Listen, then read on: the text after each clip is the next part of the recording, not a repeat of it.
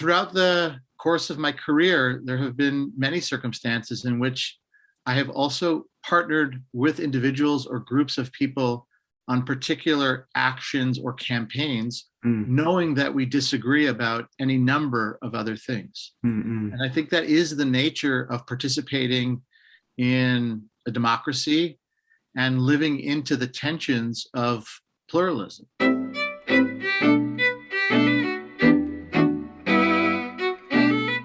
Hi, this is Frank Schaeffer, and you are watching or listening to In Conversation with Frank Schaeffer, which is both a podcast, a Facebook Live program, shows up on YouTube and all the other interweb outlets that we are on.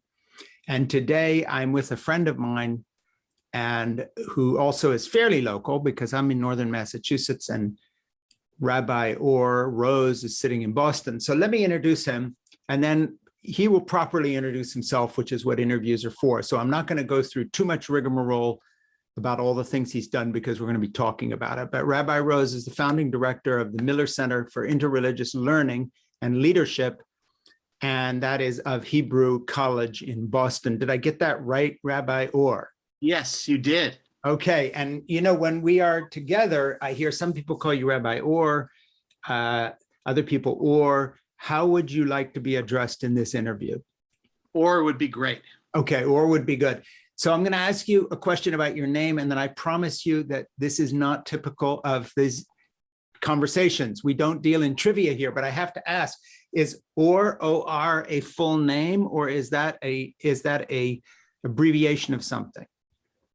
Thank you for the question, and thank you for hosting me, Frank. It's wonderful to be together. My name is Or. In Hebrew, it is Aleph Vav Resh, which means light. In English, it is spelled O-R. Right. Although, as a Bostonian, you might appreciate that as a child, I sometimes would fib and say I was named after the great Bobby Orr, the legendary hockey player whose last name is in fact spelled O-R-R. But in truth, my name is Or because I was born on Hanukkah, which is a winter holiday, as many people know, and it's a celebration of light. My full name is somewhat longer and more complicated. It's Or Nistar, which actually means hidden light, because Hanukkah is the darkest time of the year in terms of the Jewish calendar and the seasons of the year. And so my parents, who were inspired by various mystical teachings in general, but specifically about this winter holiday, named me Hidden Light. But for short, I'm simply called Or. Very, very cool. Schaeffer in German means shepherd, but it's not because my parents chose anything. It's just the immigration patterns in the 18th and 19th century to the US. And I don't even know if the spelling is the same, but names are interesting that way. You know, one thing that's always interesting when I hear you speak, as I did recently in New York on a rooftop event with our good friend Rod for Vote Common Good, which was something we both were associated with, touring the country, talking to religious folks, trying to get them to take another look at Donald Trump, maybe not vote for him and far-right Republicans the next time around, whatever. But we kind of both have been involved in that. So to get to a question that I'd like to pose to you, as a rabbi whose job it is to care for people and to nurture them spiritually at a time of COVID pandemic, I've seen pictures of you presiding over a funeral in this time frame with someone who passed away at that time during the COVID pandemic. A lot of very difficult things. But you're also someone who has political views, as I do.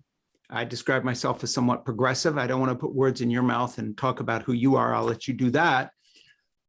How do you balance ministering to people who have political views that you find really abhorrent or misinformed at a time of tremendous division, and at the same time have some integrity and not just say anything anybody wants to hear to make them feel good about themselves? But I'll bet you know some people who voted very differently than you would have thought they should. and you still have a relationship with him because I know you, and also you're a rabbi. This is your job. How do you fit all that together at a time like this? I'm interested for myself, but I'm also just interested in a documentary sense of what you do that might just be impossible for a lot of folks. I mean, how does this all fit together? It's a wonderful question. And if I were forced to answer on one foot, as my rabbinic forebears would have put it, I would say it's complicated. Yeah. There are no easy answers. Yeah. So for me, I would say that I often struggle with my progressive and my pluralist selves. I certainly feel comfortable identifying both religiously and politically, mostly as progressive. And at the same time, I'm very invested in a project of pluralism, both civically and spiritually. In terms of biblical and other resources, which continue to matter a great deal to me, the foundational teaching of every human being created in the divine image matters. And I try, and I'm sure that I fail at it regularly, but I try to keep that in heart and mind in every interaction that I have. So that means that every single person, before they do or say anything, if created in the divine image, is in fact of inestimable worth. And that means that every human being that I interact with needs to be treated with dignity. It does not mean that I have to approve of what they say or do, or accede to their rhetoric or to their actions. I don't even need to respect necessarily certain of those behaviors or pronouncements, but I still need to try and engage with them in a way that honors their dignity. And I hope and pray that others would grant me the same right. Yeah. But throughout the course of my career, there have been many circumstances in which I have also partnered with individuals or groups of people on particular actions or campaigns, knowing that we disagree about any number of other things. And I think that is the nature of participating in a democracy and living into the tensions of pluralism. Can you just to interrupt you a second, can you give an example in recent enough history so we have it at our fingertips of working with someone that you fundamentally disagree with, say about politics or whatever it may be, their view of science, climate change, whatever, but at the same time achieving either some sort of a relationship with that person and or organization, or realizing a goal in as much as you work together on something you did agree on? Can you give me a specific, I'm not asking you to name names, but you can if you want, unless it's a private business, but give me an example of what you're talking about. Sure, I'd be happy to. So one example that comes to mind immediately is that in communal work on LGBTQ matters, there are any number of religious leaders in the city with whom I disagree strongly on the fundamentals of that matter. And at the same time, we have worked on other issues like anti-Semitism, Islamophobia, immigrant rights, etc.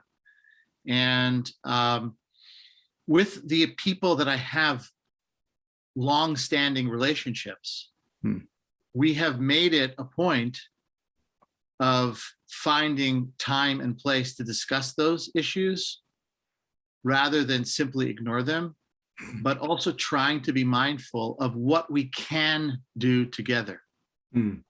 And I would say that in this heightened, polarized time in which we're living, leaning into what can we do together is a very important spiritual and ethical value. It does not mean that we are being weak or that we are giving up on other values, even ones that we consider to be urgent. Yes. It does mean that we also recognize that the world is broken in a number of ways. And therefore, if there's an opportunity to come together and to help people, place, and planet without feeling as if I'm fundamentally compromising my values, then I'm willing to do so. That's one simple example. To add a little bit of meat to the bones of that story. Obviously, COVID has required a variety of different kinds of configurations of coalition building. And so again, we may disagree about X, Y, or Z, but are there ways in which we can communicate, for example, the urgency to vaccinate as many eligible people as possible? And if and when it is appropriate with certain of these colleagues and friends, I'm interested in discussing Israel-Palestine or LGBTQ or climate change. And of course, I want to try and do so in ways that are holistic, and to point out when and where I think these issues are actually interconnected. Because we don't live in a fragmented world. It is an interconnected world in ways in which we can't even fathom, frankly. But sometimes it is important, I think, to approach one issue at a time and to act in piecemeal fashion to try and make some advancements. Yeah. And I think with the medical issues today, you were talking about the response to the vaccine, but also just our view of science. I come from an evangelical fundamentalist background, which I fled some 35 plus years ago, and kind of changed sides in our culture wars, but also grew in both philosophical and theological ways that take me far from the way I was raised. Because I've taken that journey, I have hear and have written about it as well. I hear from a lot of folks on similar journeys from various faith backgrounds, not just Christian faith backgrounds or certainly Protestant, but it seems to me that the period of history we're living in is a time when a lot of people from various kinds of religious and or philosophical political backgrounds have become very disillusioned with the given truths they were raised with, and they question them. I think that is reflected in so many younger people who have moved away from the evangelical background they were raised in. I know a lot of people from conservative Roman Catholic backgrounds. Similarly, in a cultural sense, I don't know, I'll have to ask you about the mixture of theology and culture and so forth in this, but I also know quite a few people who were raised in the Jewish community in the United States, whose grandparents and parents had one view of Judaism in terms of maybe they were more secular, and the younger person now is more religious, ironically. You think it always goes one way. Well, it doesn't. It can move the other way.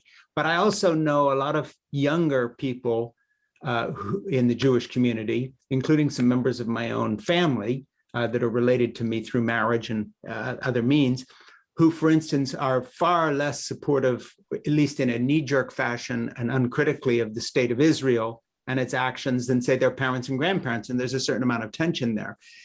I'm not trying to pin you down on that specifically. So, that's not the direction of the question. But as a rabbi,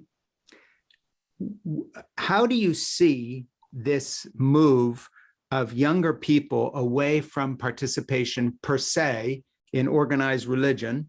And then as someone who comes from the Jewish community, how do you see that when it comes to questions about who the Jews are in America, who they are internationally, who they are in their country, in the same way that I have all sorts of cultural questions about, why is it that evangelical Christians are always tending to vote for white Republican candidates? What does it mean culturally?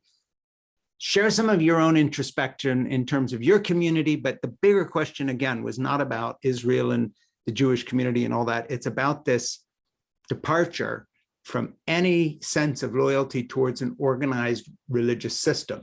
How do you see that affecting you, your ministry, the numbers of people that are coming to, Hebrew College or coming to your things? You get the question. I do, and it's an important one and a broad one. So I'll take it in 2 or 3 directions, and then we can circle back or move on depending on. Yeah. what these responses evoke in you.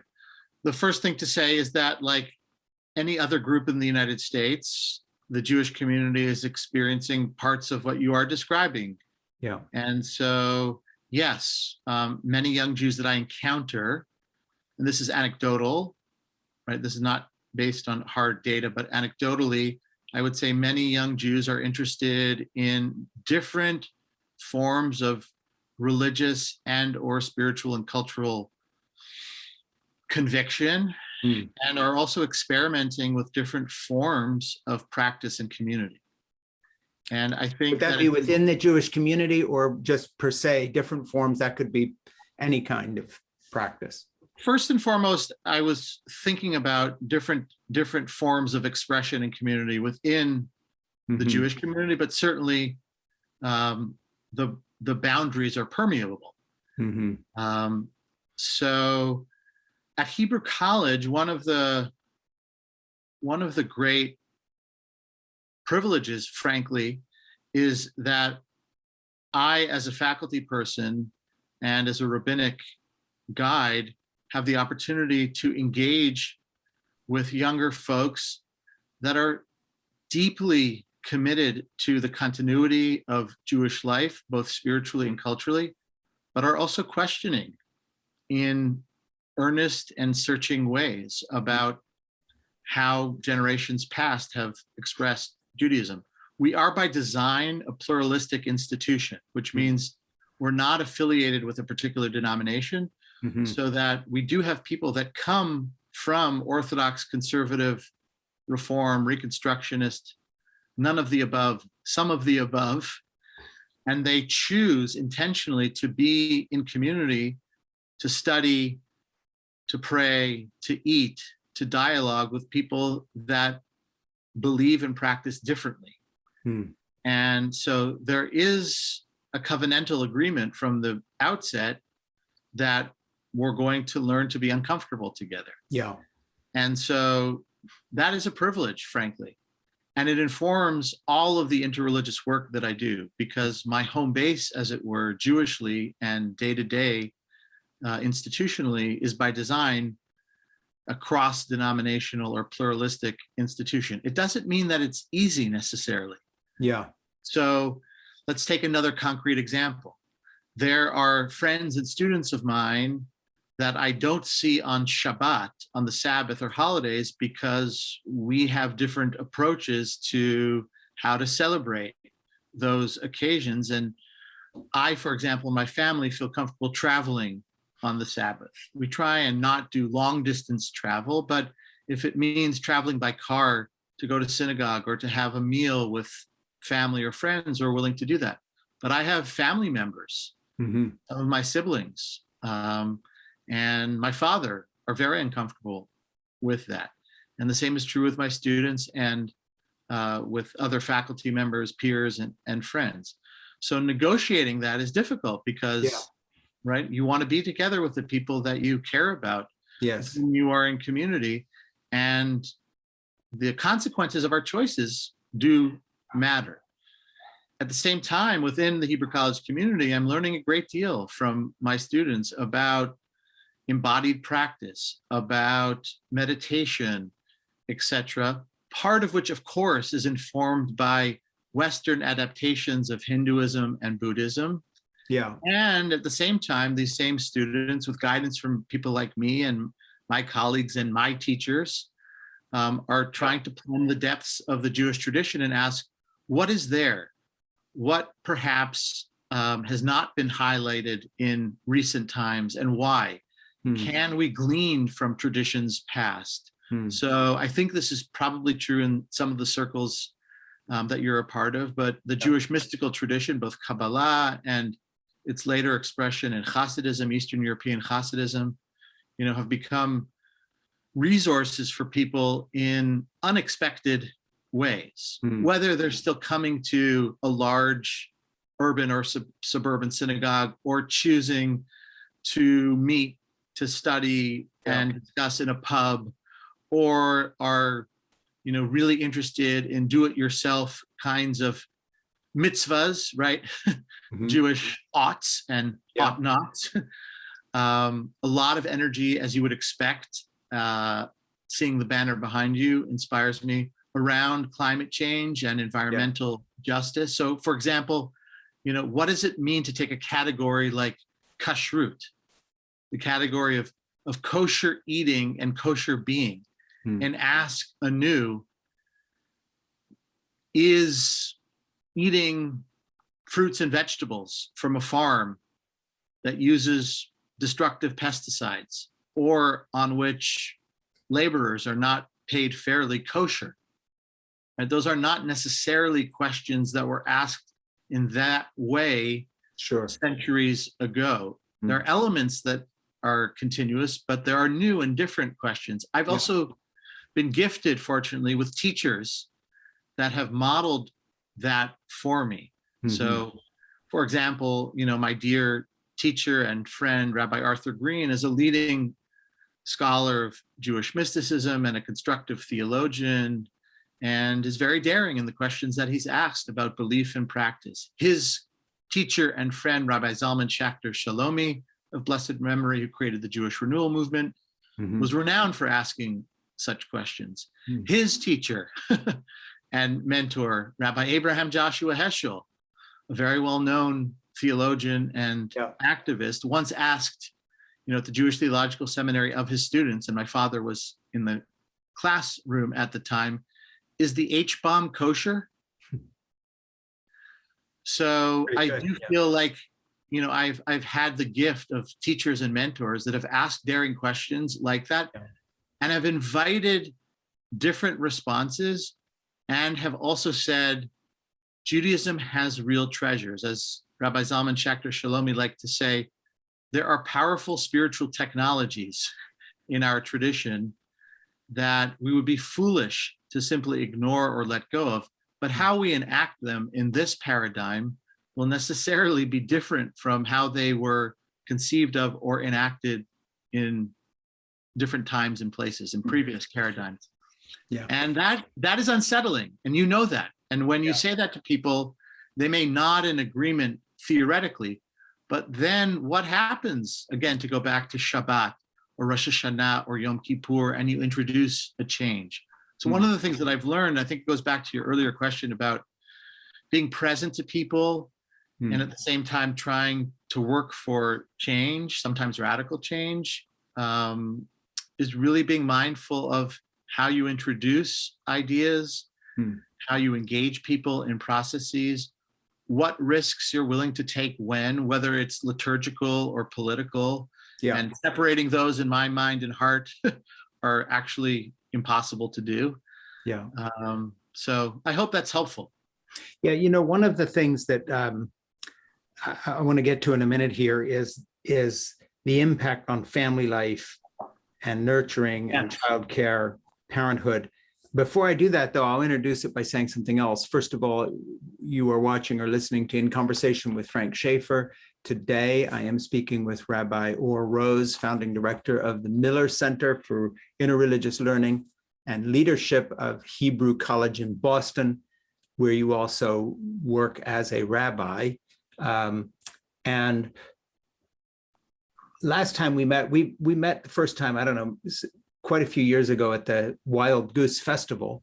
Yes. I recall you had a very bad back and had to be cared for, and your back was a little better last time we met, and I think that was good. But this last time we met in New York, you had a son with you who I think is 14. Isn't that correct? Correct. And it was interesting. I was listening to you talk and hold, court and answer questions and so forth and so on. Obviously, you present yourself very well. But I had a couple really lovely conversations with him, and I was so interested in how engaged he was in listening to the other events going on in this 2-3 day event that I was also a little bit of part of. And as I got to know him, I came to you close to the end of the event. I said, listen, I meet a lot of people. I know a lot of people out on the road. I know people who communicate and pastors and so forth and so on. But now, having spent some time with your son and seen how engaged and interested he is and what a kind and lovely young man he is, now I know who you are.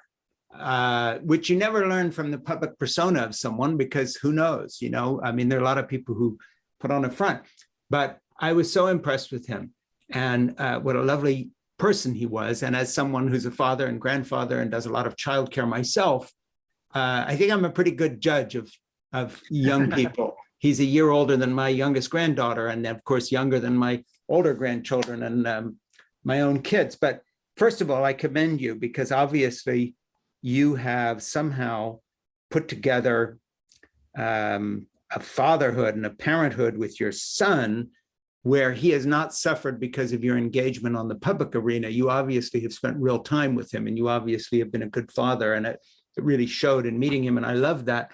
And as you know, I've been working for a while on a project that has to do with the imbalance of career and success, as we call it, material gain, jobs, even education, and life in general. And in doing so, in researching and working on this project, it's a book that'll come out in November, I've been amazed at how many other people are asking these same questions, especially post-COVID.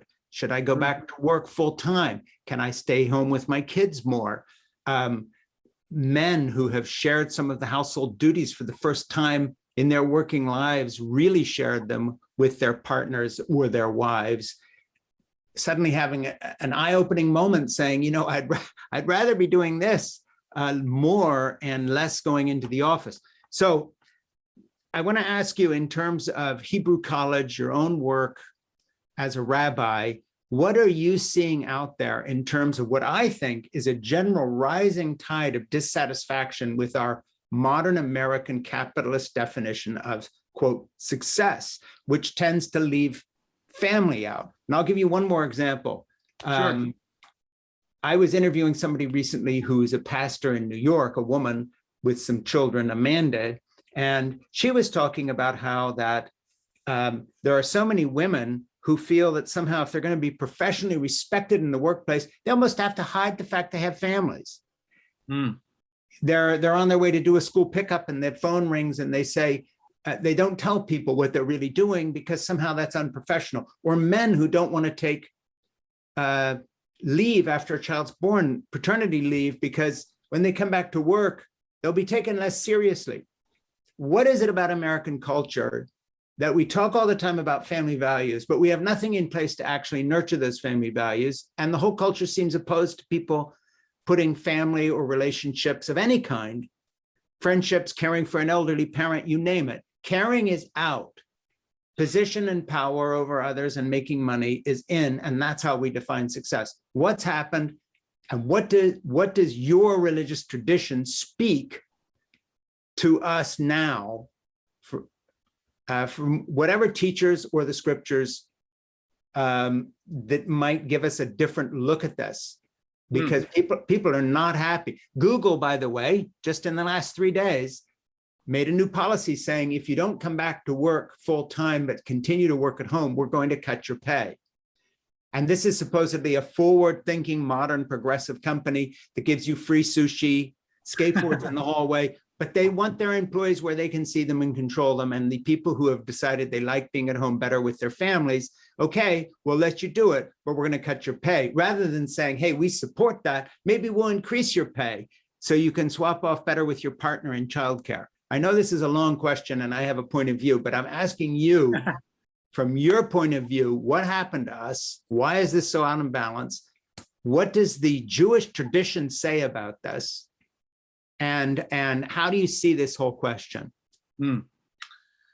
So there are a few thoughts. In terms of diagnosing the issue, I'll be limited in my scope and just say that, referencing one of the individuals that I made mention of before, Abraham Joshua Heschel, who is one of my heroes, given the depths of his theological writings and his commitment to social justice, wrote, of course, a slim volume called The Sabbath.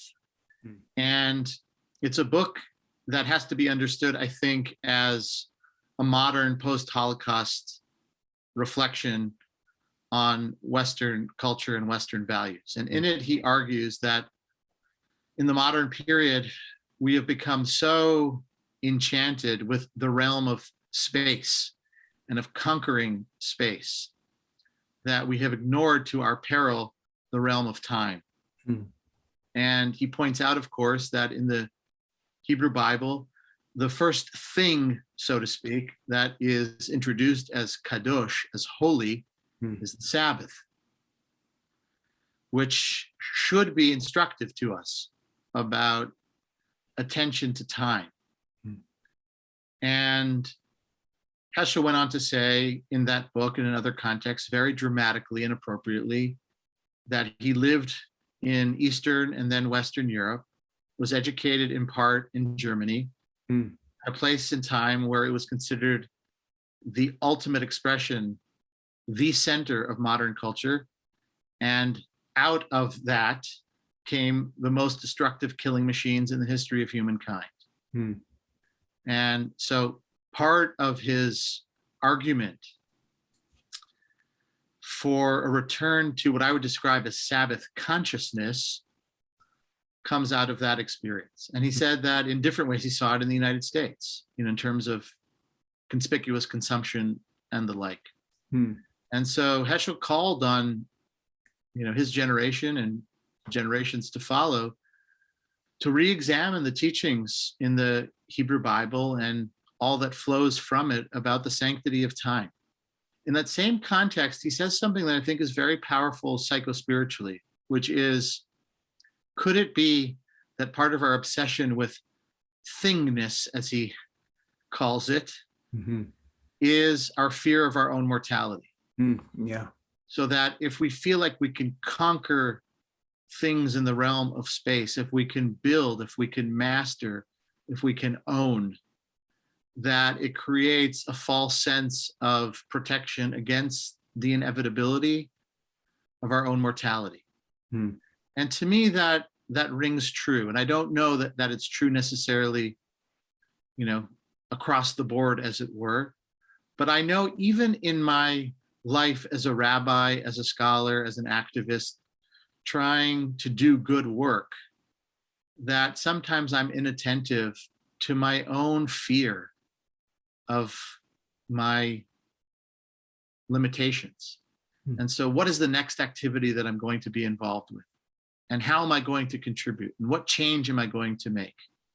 And I have certainly had periods, some extended periods, where my life has been completely out of whack in terms of attention to family and attention even to my own physical body. And as you know, Frank, just over 10 weeks ago, I had weight loss surgery. And I did it because I was really in poor physical health for someone my age. I had become diabetic.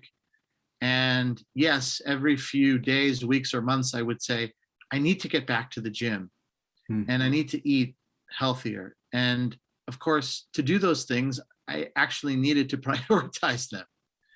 But I was so involved in trying to plan the next course or to be present at the next rally, fill in the blanks in terms of your own life and striving.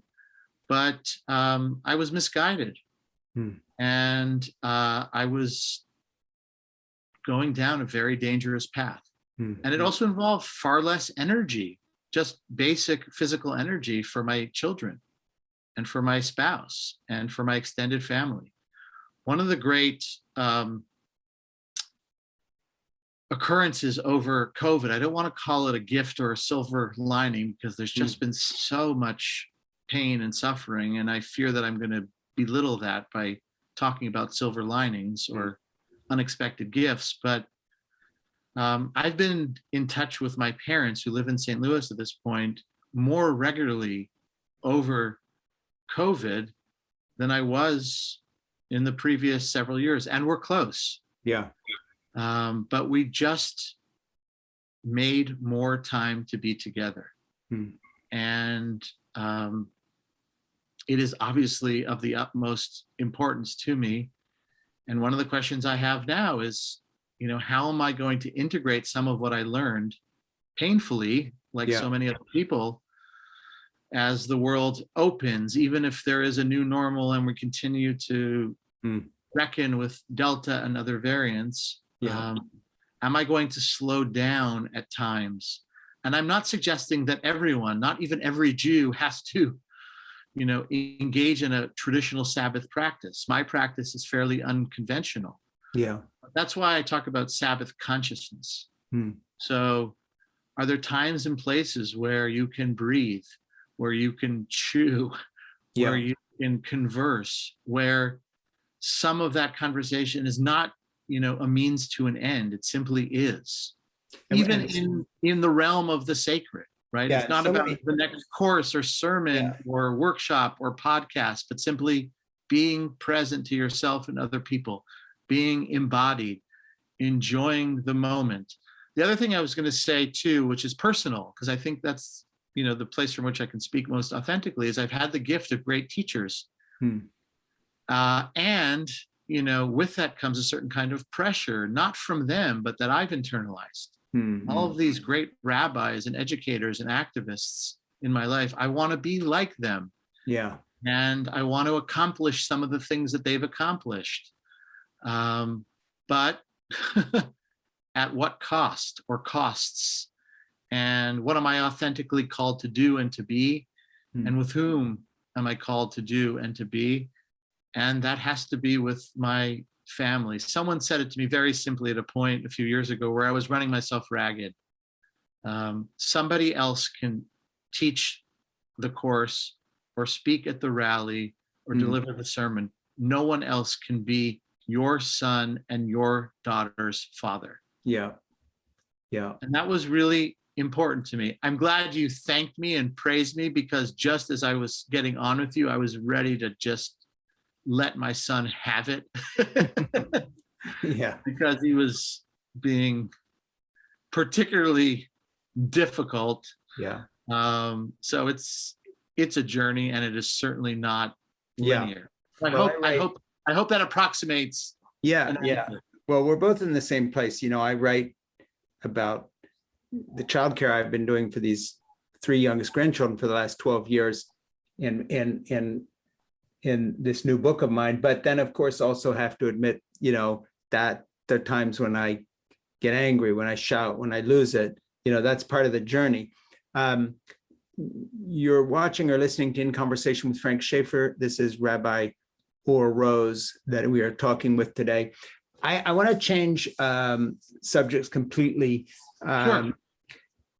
And go to something else. One of the things that I found in my book that I'm researching in terms of childcare, the title's Fall in Love, Have Children, Stay Put, Save the Planet, Be Happy. It comes out November 2nd, but I was going to do maybe a 1.5-year, 2-year project to turn into a 5-year project, because I have too many friends like you who are in the academic community who liked early drafts and then said, yeah, but you got to read this book first and this book and this book, kind of science-y friends, because I have a lot of stuff on biology and neurology from the point of view of evolution, from the point of view of what actually makes us happiest, which is not what our corporate shareholder benefiting culture sells us. We're sold everything but actually what makes people experience joy. And of course, you run into a lot of this with your pastoring care as a rabbi. But one thing I ran into that was very interesting in terms of the importance of childcare and the irreplaceable impact it has is all this study, which is about 20 years old, but really to the point, and for the last 10 or 12 years, of epigenetics, which is this amazing series of findings that we carry the good and bad experiences of our ancestors with us in ways that were not understood before these experiments were done.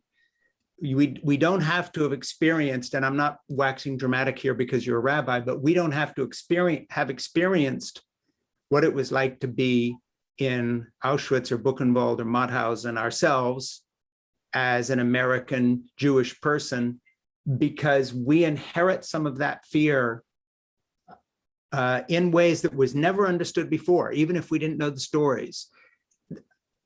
African-American, Black American man, the fact that somewhere back there, Jefferson was bearing children from his slave population and didn't free them when he had the chance to. And you go down through the descendant generations, you might have not been tied to a tree and whipped. You might not have been sold. But if that's in your experience, everybody brings with them some of this ancestral baggage. Mm-hmm. And it goes for good things too. So a kind of a cultural literacy, a sensitivity to beauty. My point being that I don't think I'm not thinking there's an answer to this, but I think that one of the things we don't understand, good or bad experiences, is that when you have a population like the Jewish American population or the worldwide Jewish population, or African Americans within the United States, or Native Americans within the United States, who have collectively suffered, besides the cultural memory they bring with them from the Holocaust and from slavery, there's an individual epigenetic line, which is probably, the best way to put this, a sort of an ever-existing pit and booby trap into which the individual, whether it's through depression or other things, can fall. And so that's a very convoluted way of saying, I wonder if there's ever been any work or interest in pursuing what the American Jewish community would have been like, or the worldwide Jewish community, or Israel for that matter, if you took a history of pogroms, suffering, annihilation, and finally Holocaust out of the picture. And what you had left was the traditions of Judaism, the Sabbath culture, the tradition of family and togetherness, the influence of Judaism on world history in terms of producing this tradition of caring for your neighbor and all these other wonderful things, absent this rolling tragedy that has followed along with this, in the same way that the African-American experience is. It isn't unique to Judaism. Right. I know that's a huge question, and it's kind of presumptuous, like, you're a rabbi, so now I'm asking you about the Jewish community. People do that to me about the Protestant community. Okay, you grew up in it, you must know something. But aside from the awkwardness of the question, I think this epigenetic suffering is a really interesting point for all of us, for wherever we come from. And right. I wonder if you've given some thought to that issue or some part thereof. I really would like to hear you talk about that. Sure. So I'm not familiar with the research. I know the term and sure I've used, but I don't know the subject well enough to weigh in intelligently.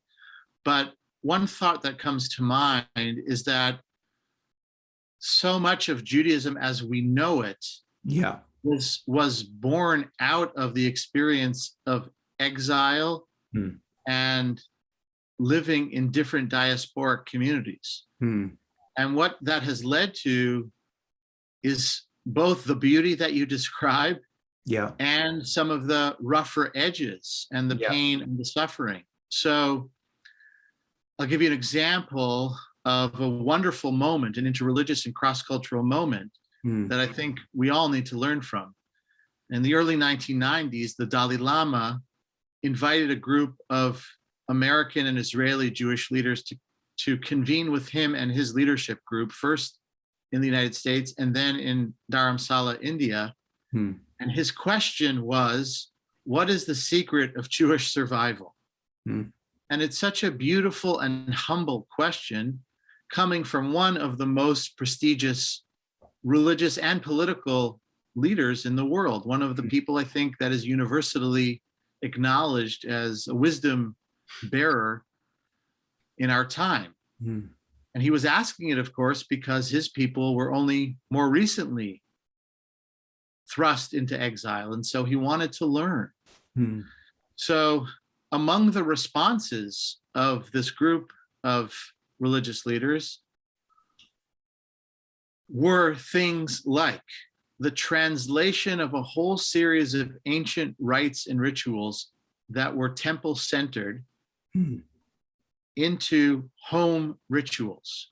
So for example, the Shabbat table and all that comes with it could not have evolved if we remained a people that celebrated the spirit and the body in and around the temple in Jerusalem.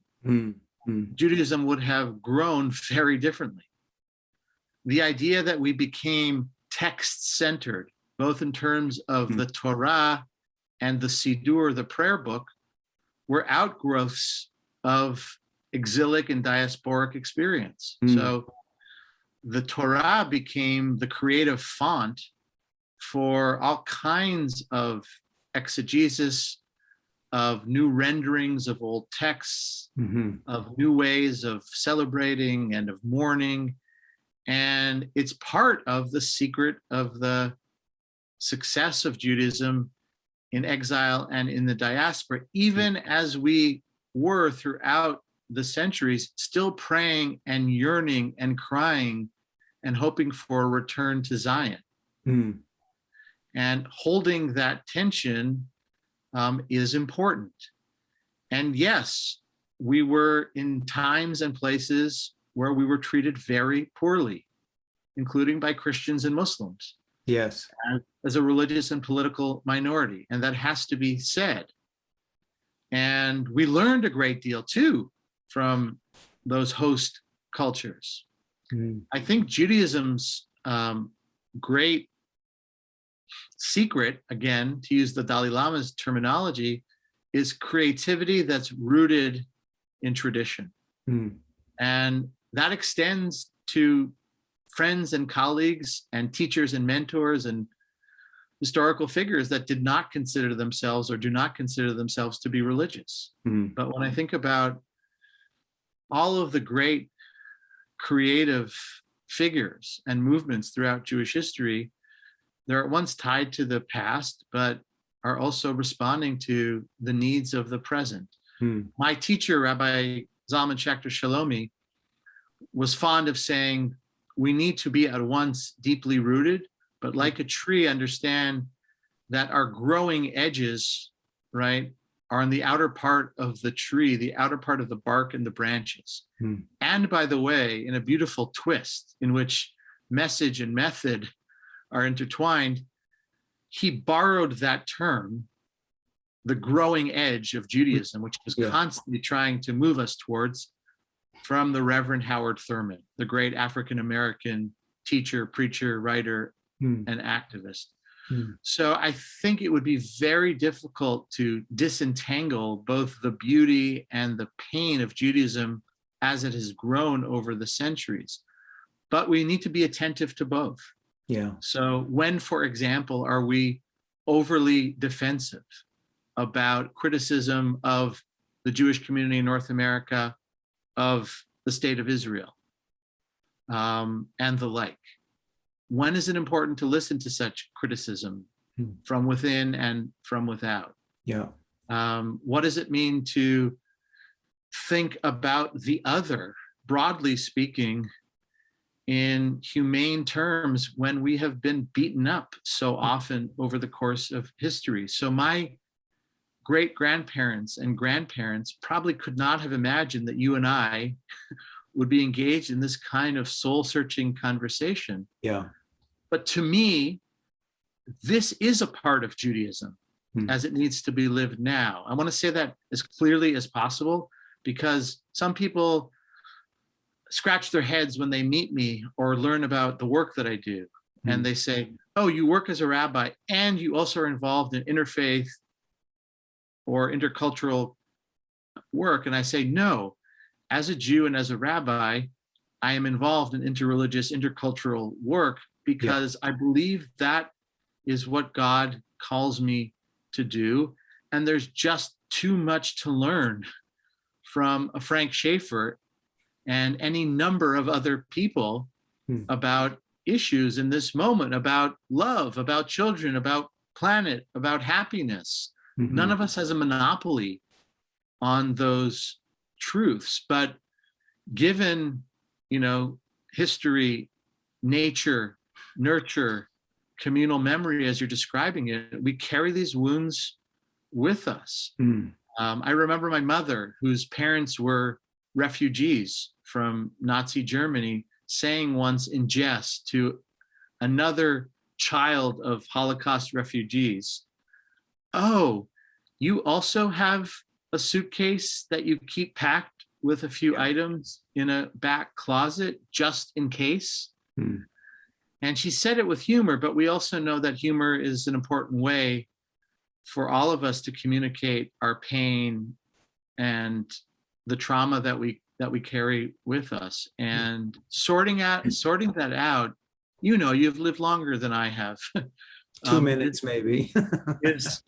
is hard work, and letting go of some of it is also hard. As much as certain things imprison us, the solidity of remaining imprisoned sometimes feels more attractive than going free. Some of the most profound teachings on the story of the Exodus from Egypt, which in some ways is the Ur story of the Jewish people, which we celebrate every Passover, involves the question of, in what ways were we oppressed?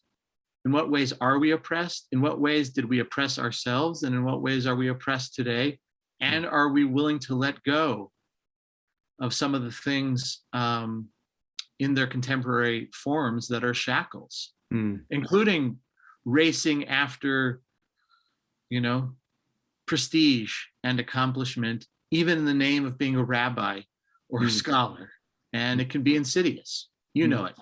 Yeah, a question that comes up for me in this is that, as someone who has journeyed away from the roots of my faith, which was evangelical Protestantism of a reformed kind, and sees that now as very much part of the political scene in America that has moved the whole Republican Party to the right, to the far right, with a few litmus test things, whether it's about the gay community or equality or the role of women in life or any of these issues. I'm kind of suspect of all religion now. It has nothing to do with Judaism or Christianity per se, but I look at Afghanistan and I see a fundamentalist form of religion there that is going to shut the girls' schools and persecute people. I look at the background I come from and I realize that if that hadn't been going on in the 1970s and 80s, we would not have a turn to the hard right in the United States. I wonder, as someone of faith yourself, whether you sometimes aren't a little tempted to cross a certain line and just say, hey, listen, we actually would be better off if we look to science and reason and a kind of an Enlightenment philosophy that came out of the Renaissance. Enough with this stuff. Yes, I've had some good teachers.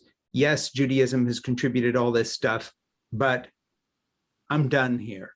There's a better way forward for humanity. I am not saying that's my position. I describe myself as an atheist who believes in God. I get up in the morning and I pray for my family. I would be lost without doing that. People say, well, why would you still do that? And I say, well, that's how my mother raised me. That's how I'm comfortable. I would be lost without this. You got a problem with that? Do you have better reasons for doing things than that's the way you were raised? And lots of times people don't. But I ask you, as a man of faith who actually does this professionally, quote unquote, if you don't occasionally just say to yourself, if I had this whole thing to do over and had been born into a different family, say you were Chris Hitchens' son, would I now be saying, wow, what I really want to do is become a rabbi?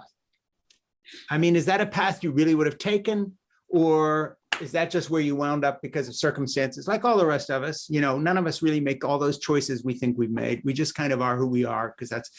Do you ever step back and look at the whole issue like, hey, is any of this true? Is any of it worth hanging on to?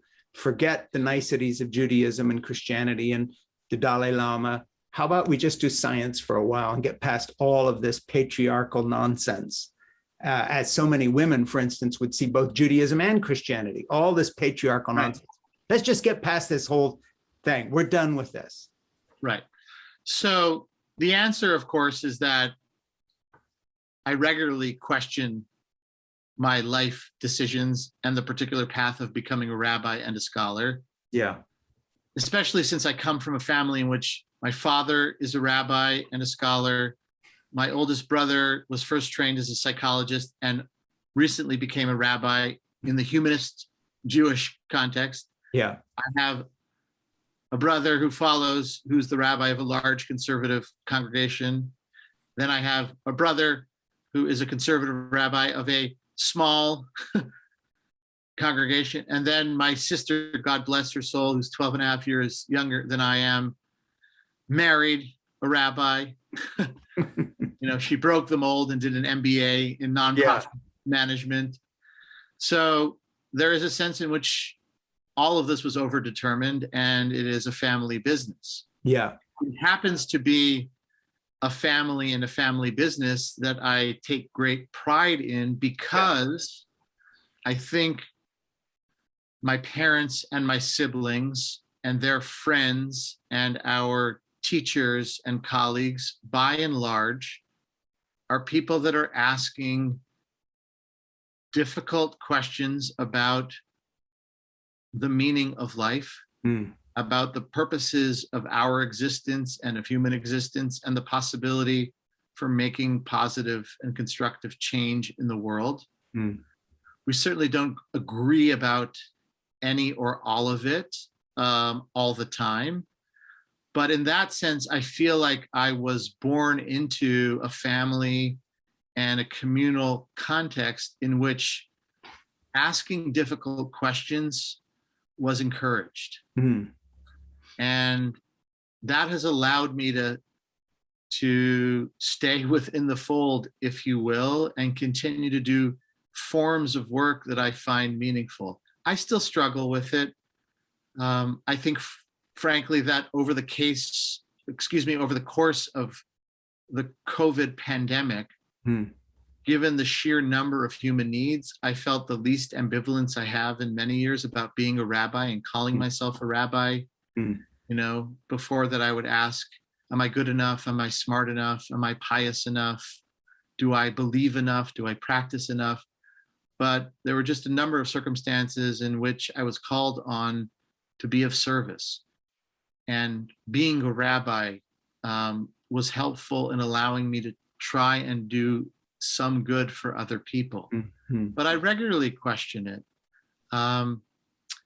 Even your description of me as a person of faith doesn't quite fit easily. I'm a person that has, since early childhood, asked questions about God and ultimate reality. I have tried to cultivate a relationship with the divine throughout my life, but I have many more questions than answers, including basic and fundamental questions about, does God possess personhood, for lack of a better term? Am I speaking to someone, or am I engaged in an evolutionary process in which this particular manifestation that I know as Or and others call Or is involved in a reflective process with the cosmos, but can't possibly be described as a God that is other in any kind of meaningful way? And I hope that I don't sound overly theoretical, because it's very real to me. Those questions about the nature of reality are real ones. And at the same time, I also feel like my teacher, Rabbi Zalman, was right. There are a whole series of spiritual and ethical technologies from Judaism, Christianity, Islam, Buddhism, Hinduism that are very valuable. Science is not a panacea.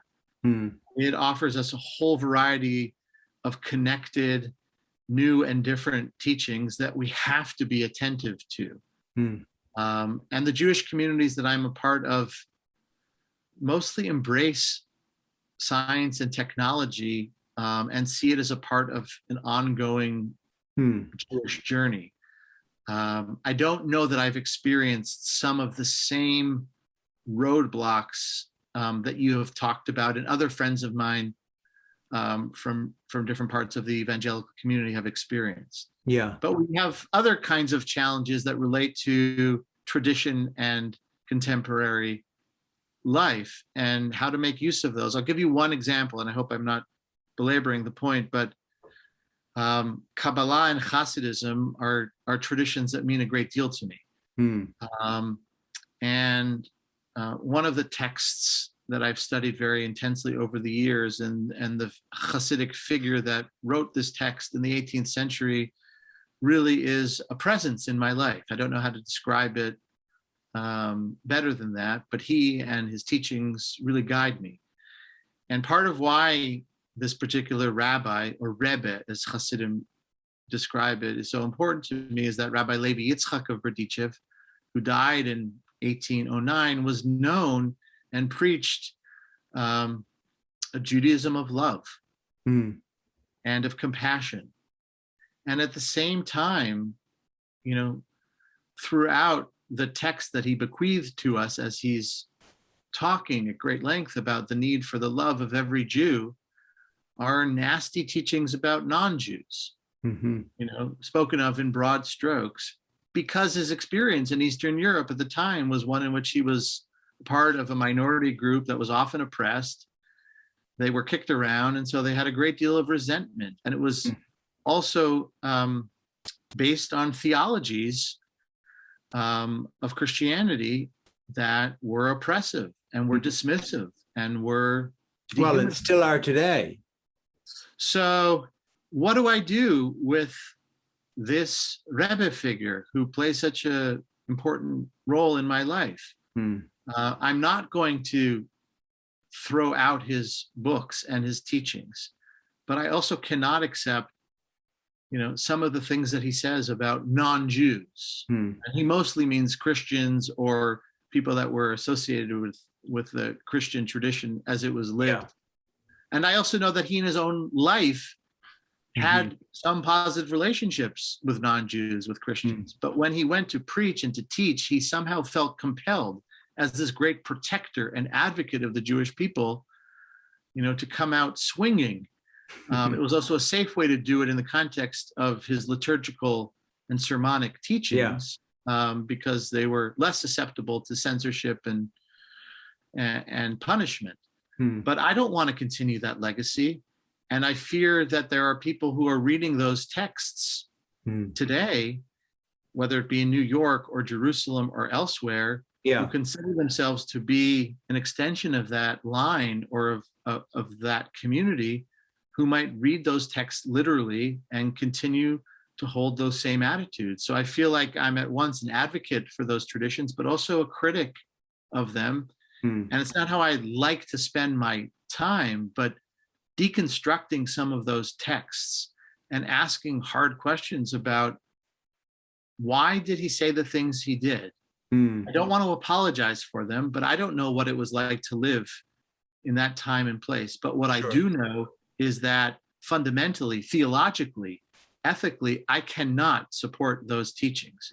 I don't believe, for example, as you'll find in that particular text and some other Jewish mystical sources, that Jews, emerge from a realm within the Godhead, that is more sublime than non-Jews. Yeah. And we certainly are not the only ones guilty of it. So when I do it, I try and do it thoughtfully within the context of my own tradition, but I'm also asking people from other traditions to examine similar kinds of teachings. Well, which exist within the Christian tradition. Basically, Martin Luther's Germany produced Johann Sebastian Bach, and Dürer was a friend of his, and Lucas Cranach and all the rest of those in the art tradition. You turn the page, and 1 microsecond later, in evolutionary terms, you have Adolf Hitler with the support of huge swaths of the Lutheran population who can quote Luther on the Jews, and basically sets the stage for a Holocaust. So I would say, worry about some of your teachers and their harsh sayings, but when it comes to that particular issue, the Christian community has a lot to deal with, as do as does everybody else. Right, but I feel like I have to take responsibility for my own tradition, and then also invite other people humbly, to examine their own. But that's my answer to you. I think I'm not willing to give up all that is beautiful, all that is life-giving from those traditions, even when I'm outspokenly critical of certain dimensions of it, whether Judaisms of the past or Judaisms of the present. And we know that in any tradition as ancient and as broad as Judaism or Christianity, we're really talking about Judaisms and Christianities. Yeah, and it's all mixed in with nationalism and identity and everything else that just, I mean, history itself has. We have far fewer denominations than Christians, but we also have, fundamentally, different visions of God, family, community, tradition across Jewish space and time. I'm offering a course this fall, actually, called The God, and in parentheses S, so the gods of Judaism. And the point of the course is that while it's widely accepted that Judaism was the first, quote unquote, great monotheistic faith, the presentation of God in Judaism throughout the ages can sometimes be wildly different. So the God of the ancient rabbis, of Rabbi Akiva, and the God of the medieval physician and philosopher Maimonides, and the God of the spiritual founder of Hasidism, the Baal Shem Tov, and the God of the modern neo-Hasidic thinker and activist Abraham Joshua Heschel, not to mention, of course, all of the important female voices and now, non-binary voices that are part of that symphony of meaning seekers are very different. Yes. One of the interesting things that always happens in interreligious contexts, and I'm sure you've experienced it, is that whether I'm facilitating or participating, you meet people whose worldviews, though you are Jewish and they are Christian, are more similar than people from your own flock. Oh yeah, all the time. Like our little discussion here. What do you do with that? Yes.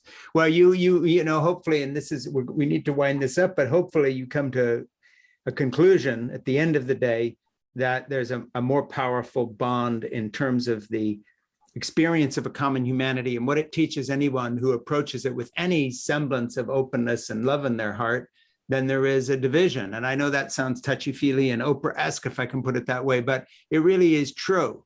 So that we find our soulmates where we find them. And often what binds us to those folks is an attitude about life, which is very similar from whatever tradition. And then often the people who on paper somehow are your, quote, your people, drive you nuts, at least in my experience. That's an interesting place, kind of a nice open question to leave it. Now, let me say, we're going to post wherever we put this, Rabbi, or we will be putting all your links. So anyone who wants to get in touch with you or with Hebrew College or the Interreligious Learning and Leadership project that you're part of, they're not going to have any trouble doing that. Is there anything in particular you want people to get in touch with you about, as in to come take a course or be part of something?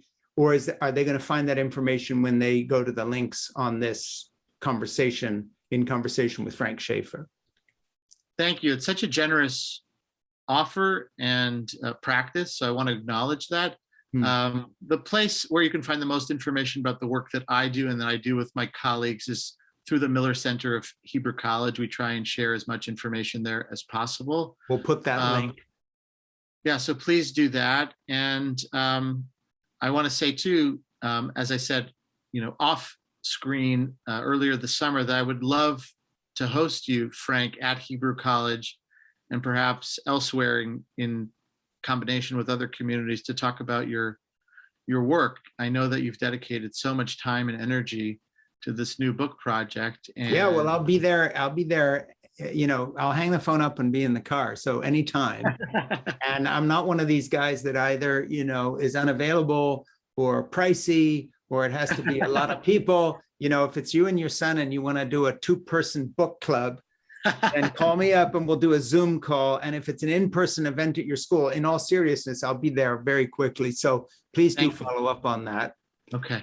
And likewise, vice versa. I'll be happy if you guys can just come visit and so forth, but I'd love to be part of what you're doing.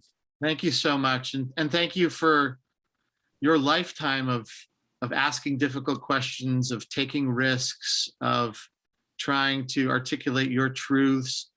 And in this latest project, modeling for for many of us what it means to live into a rebalancing of priorities, which is never easy to do. Well, thank you. And that would be something I think that would interest some of the folks you're working with, because speaking of cutting across all lines, that's the human condition, isn't it? So thank you so much. Thank you. Rabbi Or Rose, this has been great. People, please find out more about his work, go to the links, follow up, and thank you so much. Until next time, thank you. Take care.